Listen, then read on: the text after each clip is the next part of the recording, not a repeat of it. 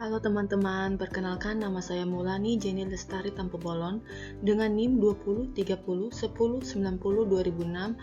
Kali ini saya akan menjelaskan tentang spektrofotometri serapan atom SSA.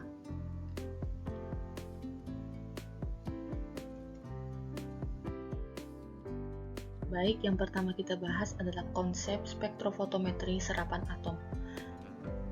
Menurut Kopka, spektrofotometri serapan atom merupakan metode untuk menganalisis zat pada konsentrasi rendah dengan prinsip dasar interaksi antara radiasi elektromagnetik dengan sampel.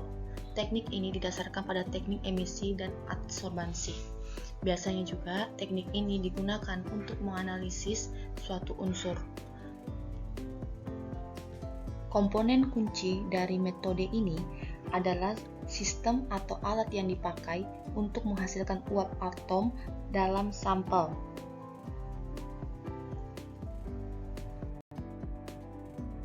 Selanjutnya, cara kerja SSA.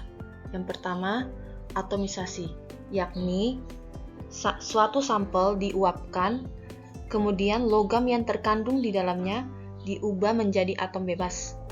Yang kedua, absorpsi.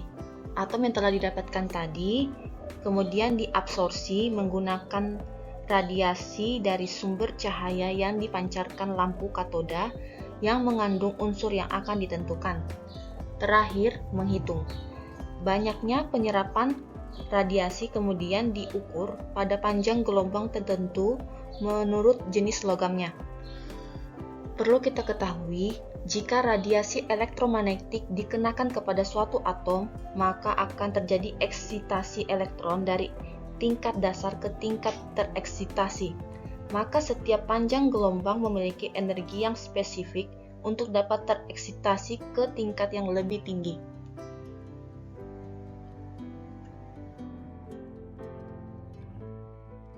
Aspek kuantitatif dari metode spektrofotometri diterangkan oleh hukum Lambert-Bird, yaitu adsorbansi sama dengan adsorptivitas molar dikali tebal nyala dikali konsentrasi, atau adsorbansi sama dengan absorptivitas dikali tebal nyala dikali konsentrasi. Selanjutnya, instrumen SSA. Instrumen SSA dapat dibagi menjadi 6 bagian. Yang pertama, lampu katoda berongga. Lampu ini terdiri dari tabung gas yang diisi dengan gas argon atau neon yang bertekanan rendah dan di dalamnya dipasang sebuah katoda berongga dan anoda.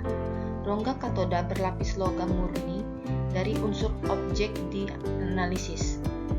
Misalnya, jika kita melakukan pengukuran terhadap besi, kita memerlukan lapisan logam besi. Batang anoda tersebut terbuat dari logam wolfram atau tungsten. Yang kedua, ruang pengkabutan atau spray chamber merupakan bagian di bawah burner di mana larutan contoh diubah menjadi aerosol. Dinding dalam dari spray chamber ini dibuat dari plastik atau teflon. Dalam ruangan ini dipasang peralatan yang terdiri dari atas, pertama, nebulizer, glass bead atau impact bead untuk memecahkan larutan menjadi partikel butir yang halus. Kedua, flow spoiler berupa baling-baling berputar untuk mengemburkan butir atau partikel larutan yang kasar. Yang ketiga, inlet dari fuel gas dan drain port, lubang pembuangan. Yang ketiga, pembakar atau burner merupakan alat di mana campuran gas bahan bakar dan oksida dinyalakan.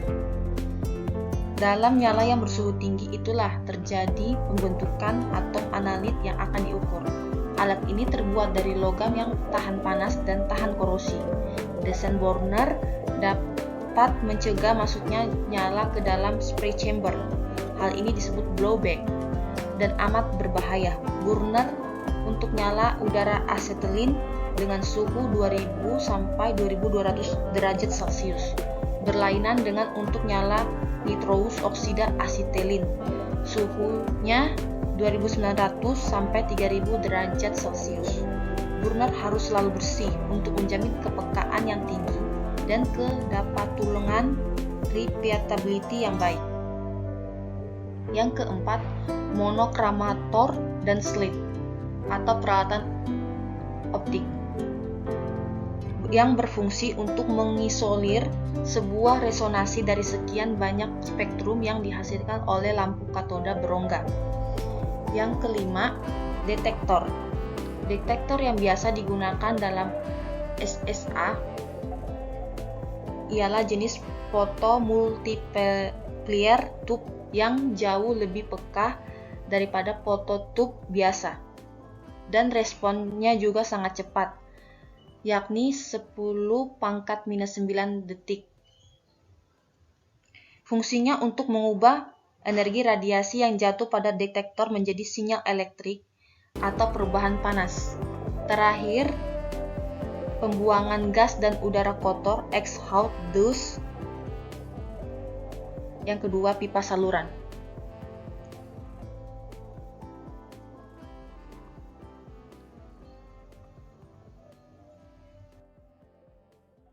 Baik, sekian dari materi hari ini. Semoga dapat bermanfaat bagi kita semua. Sekian dan terima kasih.